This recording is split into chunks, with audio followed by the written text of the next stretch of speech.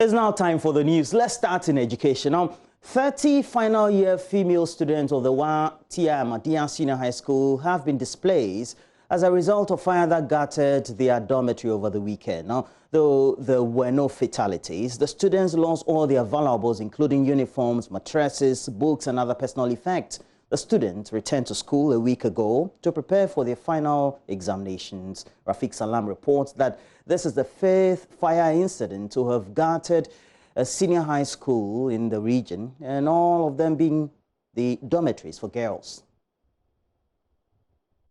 Teary-eyed, downhearted, confused, and completely dejected, final year female students of one unique TI Ahmadiyya Senior High School count their losses. Now that we are just sitting, we are confused. We don't have books. Nothing is there for us to read. And 11 with 5 weeks for us. 1 week is gone, leaving 5 weeks. And I think today too is the start of another week. So now that we are starting, no uniforms, no books, what are we going to read? Their dormitory was gutted by fire late Saturday evening, burning beyond recognition all valuable assets and personal effects of 30 of them. What they are wearing presently is what they have. Their books and other personal belongings are all engulfed by the fire. So we had to make an immediate measure to evacuate them to the dining hall where they passed the night. And as you came this morning, we are reassessing the the southern wing to see if we can put it in shape for them to stay. Because of the COVID-19, they were staying 8 or 10 to a room.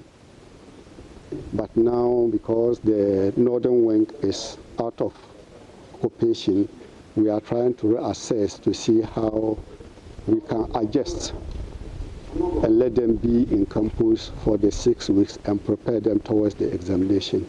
House 5 prefect of the school, Abubakar Zulfau, was sleeping at the dormitory when the fire started. I was just lying down inside the room when I heard people shouting. So in this school too, when water is flowing, they are always shouting. So we thought that it was the water that was flowing and they were just making noise like that. It was a friend of ours who was standing over there. So the fellow shouted that those in the rooms, you please come out. So when we came out, the fire was already at the veranda, so we couldn't pass through that place. So we passed through here, this side.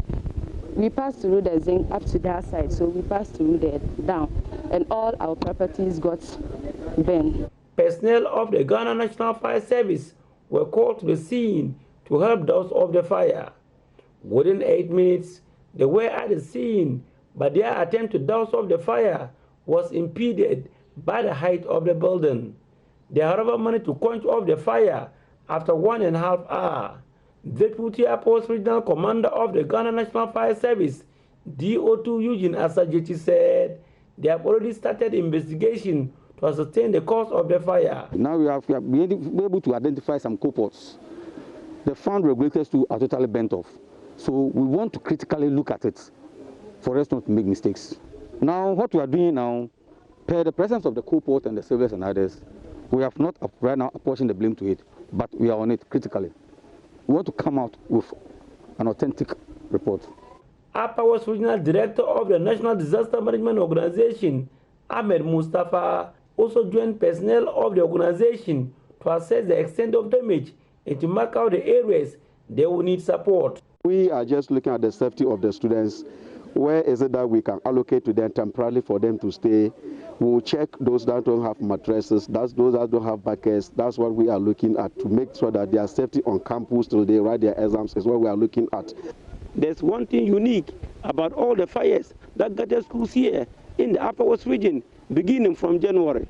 All of them are girls' dormitories and all took place at the North Wing of the various dormitories. Is it by coincidence or there's some defects in the constructions of those buildings? Reporting for JoyNews, Rafiq Salam. Wow.